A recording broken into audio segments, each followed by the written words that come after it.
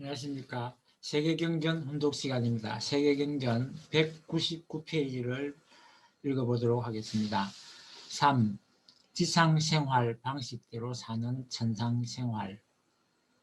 공자의 제자 게로가 귀신 섬기는 일에 대해 묻자 공자께서 말씀하셨습니다. 사람도 제대로 섬기지 못하는데 어찌 귀신을 섬길 수 있겠느냐. 감히 또 묻겠습니다. 죽음은 어떤 것입니까? 삶도 아직 모르는데 어찌 죽음에 대해 알겠느냐 라고 공자께서 말씀하셨습니다. 유교의 논어에 나오는 내용입니다.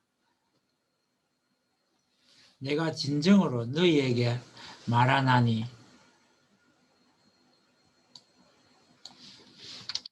무엇이든지 너희가 땅에서 매면 하늘에서도 매일 것이요 땅에서 풀면 하늘에서도 풀릴 것이다. 마태복음 내용입니다.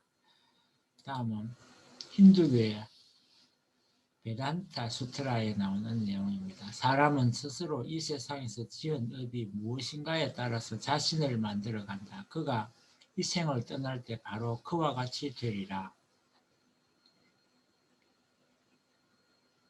자이나교의 우파데사말라에 보면 고행을 행하며 청정계율을 닦아 구족하는 자는 이 생에서나 저 생에서 모두 훌륭한 과보를 얻으리니 살아서는 영예를 얻고 죽어서는 또한 더할 나위 없는 행복을 누린다. 그러나 죄악을 담닉하는 자의 삶이나 죽음은 모두 악한 과보를 얻나니 살아서는 원한을 쌓고 죽어서는 어둠 속에 내전되진다.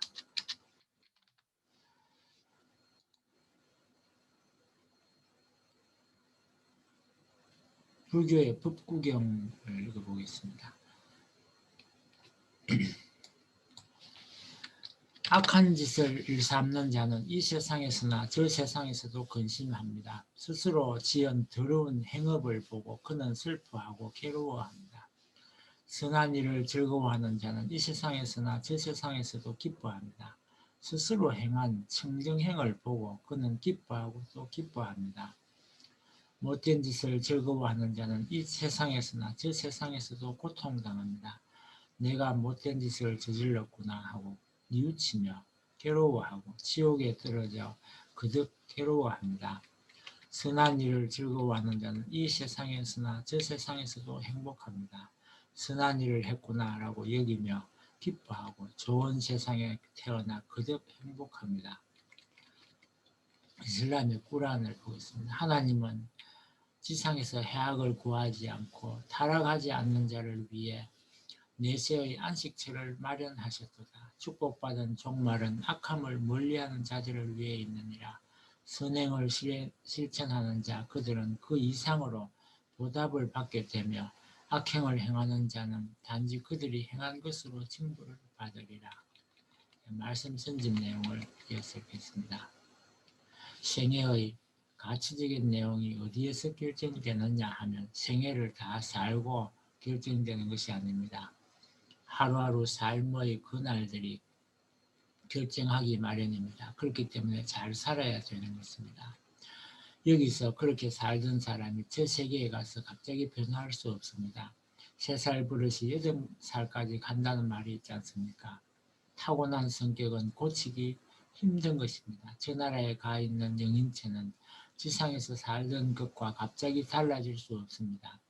여기서 살던 그 모양 그대로 수확되어 가는 것입니다. 영계에 가 있는 모든 영인체는 결국 지상에 살던 사람들의 영인체입니다. 그렇게 보게 되면 오늘날 이 사람들이 살고 있는 세상과 별 다름이 없는 세계라는 것입니다.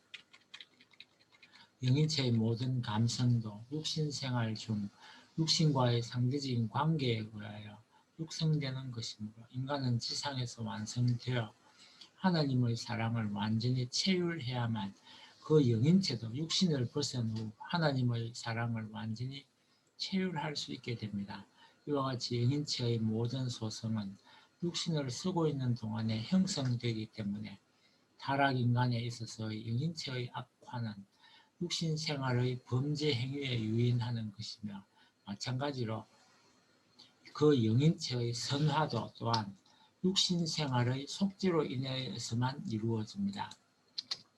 죄악 인간을 구원하시기 위하여 예수님이 육신을 쓰고 지상에 오셔야 했던 이유는 여기에 있는 것입니다. 그러므로 우리는 지상에서 선한 생활을 하지 않으면 안 되는 것이며, 따라서 구원 섭리의 1차적인 목적이 지상에서 이루어져야 하기 때문에 예수님은 천국 문의 열쇠를 지상의 베드로에게 주셨고, 땅에서 메고 푸는 대로 하늘에서도 메이고 풀린다고 말씀하셨습니다. 원리강론 창조원리 6장에 나오는 이야기입니다.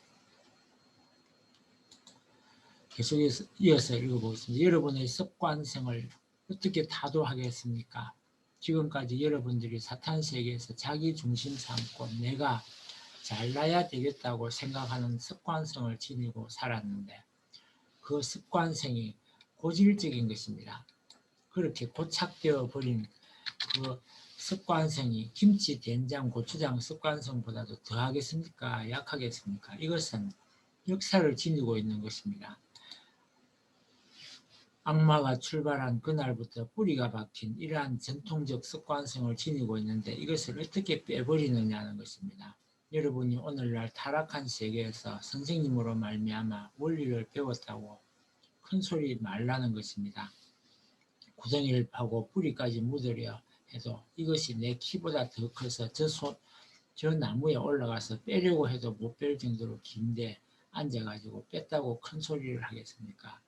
이것이 심각한 문제입니다. 하늘나라에 갈 자신이 있습니까?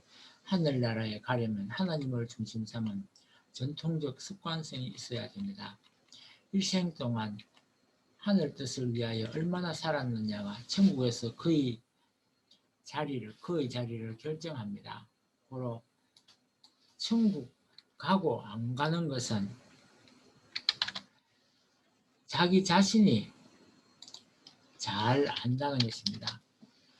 먹고 자고 좋고 나쁘고 오고 가고 하는 것이 무엇을 위하여 하였느냐에 의하여 천국 가고 못 가는 것이 결정됩니다. 뜻길의 내용입니다.